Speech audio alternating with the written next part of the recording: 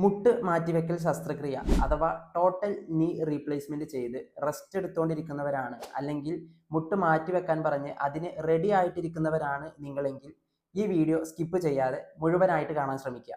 എന്താണ് മുട്ട് മാറ്റിവെക്കൽ ശസ്ത്രക്രിയ എന്നുള്ളത് നോക്കാം. സിമ്പിളായിട്ട് പറഞ്ഞാൽ നിലവിൽ പ്രശ്നമുള്ള മുട്ട് മാറ്റിയിട്ട് അവിടെ ഒരു ആർട്ടിഫിഷ്യൽ ജോയിൻറ്റ് വെക്കുന്നതിനെയാണ്. ഏതൊക്കെ പേഷ്യൻസിനാണ് സർജറി പറയാറുള്ളത് എന്ന് ചോദിച്ചാൽ സിവിയർ ആയിട്ട് മുട്ട് തേയ്മാനമുള്ളവർക്കാണ്.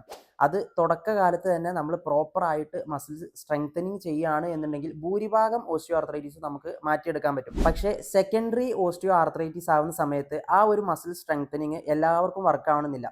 ആ ഒരു സമയത്താണ് മോസ്റ്റ്ലി സർജറി ഓപ്റ്റ് ചെയ്യുക. ഇപ്പോൾ ഇത് ഡോക്ടേഴ്സ് എങ്ങനെയാണ് സർജറി ചെയ്യുന്നതെന്ന് ചോദിച്ചാൽ ബ്രീഫായിട്ട് പറയുകയാണെന്നുണ്ടെങ്കിൽ ഡാമേജ് ആയ കാർട്ടിലേജും ബോണും റിമൂവ് ചെയ്തിട്ട് അവിടെ ഒരു മെറ്റൽ കോമ്പണൻറ്റ് വെക്കുന്നു. അതിനോടൊപ്പം തന്നെ ഒരു പ്ലാസ്റ്റിക് സ്പേസർ കൂടെ വെക്കും. അതെന്തിനാന്ന് ചോദിച്ചാൽ ആ ജോയിൻറ്റിന് ഒരു സ്മൂത്ത് മൂവ്മെൻറ്റ് കിട്ടാൻ വേണ്ടിയിട്ടാണ്. ഈ പറഞ്ഞ കാര്യങ്ങളൊക്കെ നിങ്ങൾക്ക് മനസ്സിലായി എന്ന് വിചാരിക്കുന്നു. ഇനി എന്തുകൊണ്ട് ഈ ഒരു സർജറി കഴിഞ്ഞ ഉടനെ തന്നെ ഫിസിയോതെറാപ്പി ട്രീറ്റ്മെൻറ്റ് എടുക്കണം എന്നുള്ളത് ഞാൻ പറഞ്ഞുതരാം. സർജറി കഴിഞ്ഞു, ജോയിന്റ് ഫിക്സ് ആയി, ഓക്കെ. പക്ഷെ പ്രോപ്പറായിട്ട് റീഹാബിലിറ്റേഷൻ ചെയ്താൽ മാത്രമാണ് ഈ ജോയിന്റിന്റെ മൂവ്മെന്റ്, സ്ട്രെങ്ത്, ഫങ്ഷൻ ഒക്കെ നമുക്ക് റീസ്റ്റോർ ചെയ്യാൻ കഴിയുള്ളൂ. അതേപോലെ മുട്ടിന്റെ ഫുൾ റേഞ്ച് ഓഫ് മോഷന്, മുട്ടിന് ചുറ്റുമുള്ള മസിൽസ് ബലപ്പെടുത്തുന്നത്, മുട്ടിനുള്ള വേദന, സ്വെല്ലിങ്, കാലിൽ ബ്ലഡ് ക്ലോട്ട് ആയിട്ട് വരുന്ന ഡീപ്പ് വെയിൻ ത്രോംബോസിസ്. സർജറി കഴിഞ്ഞവർക്ക് ചിലപ്പോൾ അവരുടെ നടത്തത്തിലൊക്കെ മാറ്റം വരാൻ സാധ്യതയുണ്ട്. അത് നോർമൽ വാക്കിംഗ് പാറ്റേൺ ആക്കാനും ഡെയിലി ലൈഫിൽ നമ്മൾ ചെയ്യുന്ന സ്റ്റെപ്പ് കയറുന്നത്, ഇരിക്കുന്നത്, നടക്കുന്നത്, നിൽക്കുന്നത്, അതേപോലെ ഡ്രൈവ് ചെയ്യുന്നതിനൊക്കെ ഇത്തരത്തിലുള്ള കാര്യങ്ങളൊക്കെ ഇമ്പ്രൂവ് ചെയ്യാൻ വേണ്ടിയിട്ട് ഫിസിയോതെറാപ്പി ചെയ്യൽ വളരെ അത്യാവശ്യമാണ്. ഇനി ഈ ഒരു കണ്ടീഷന് നിങ്ങൾ ഫിസിയോതെറാപ്പി ട്രീറ്റ്മെൻറ്റ് എടുക്കുന്നില്ല എന്നുണ്ടെങ്കിൽ ഭാവിയിൽ വരാനിരിക്കുന്ന ബുദ്ധിമുട്ടുകൾ എന്തൊക്കെയാണ് എന്നുള്ളത് ഞാൻ പറഞ്ഞുതരാം.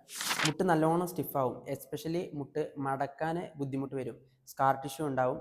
നമ്മുടെ ഡെയിലി ലൈഫിൽ എപ്പോഴും ചെയ്യേണ്ടതായിട്ടുള്ള ഇരുത്തം, നൃത്തം, നടത്തം, സ്റ്റെപ്പ് കയറുന്നതിനൊക്കെ ബുദ്ധിമുട്ടുകൾ വരാൻ സാധ്യതയുണ്ട്. അതേപോലെ മസിൽസിനുള്ള ബലക്കുറവ്, രക്തം കട്ടപിടിക്കൽ, പെയിന്, സ്വെല്ലിങ്, നോർമൽ അല്ലാത്ത വാക്കിംഗ് പാറ്റേൺ, കോൺഫിഡൻസ് നഷ്ടപ്പെട്ട് മെൻ്റൽ ഹെൽത്തിനെ എഫക്റ്റ് ചെയ്ത് അത് നമ്മുടെ ക്വാളിറ്റി ഓഫ് ലൈഫിനെ വരെ അഫക്റ്റ് ചെയ്യാൻ സാധ്യതയുണ്ട്. സോ ഒരു ടോട്ടൽ നീ റീപ്ലേസ്മെൻറ്റ് കഴിഞ്ഞവർ അല്ലെങ്കിൽ അത് ചെയ്യാൻ ഉദ്ദേശിക്കുന്നവർ അത് കഴിഞ്ഞതിന് ശേഷമുള്ള ഫിസിയോതെറാപ്പിയുടെ ഇമ്പോർട്ടൻസ് മനസ്സിലാക്കുക. പ്രോപ്പറായിട്ട് റീഹാബിലിറ്റേഷൻ ചെയ്യുകയാണ് എന്നുണ്ടെങ്കിൽ മുട്ടിന് ഭാവിയിൽ കൂടുതൽ ബുദ്ധിമുട്ടുകളൊന്നും വരാതിരിക്കാൻ ഹെൽപ്പ് ചെയ്യും. അതോടൊപ്പം തന്നെ നമ്മുടെ ക്വാളിറ്റി ഓഫ് ലൈഫിനെ വളരെയധികം മെച്ചപ്പെടുത്താനും കഴിയും.